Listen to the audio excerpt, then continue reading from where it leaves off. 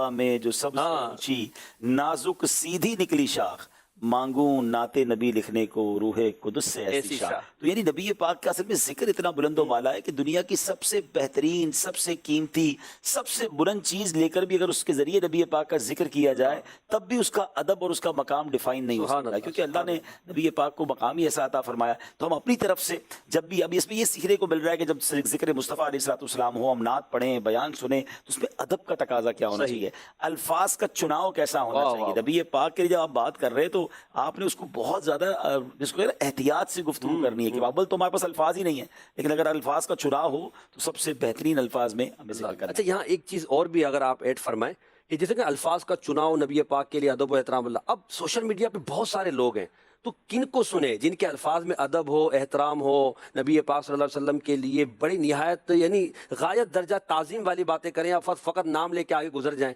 क्या कहते हैं आप? कहते हैं ना, फूलों की क्यारी से फूल उगते हैं, अल्लाह अल्लाह, और कांटों के बीज डाले जाएं तो वहाँ झाड़ियां और कांटे उगते हैं।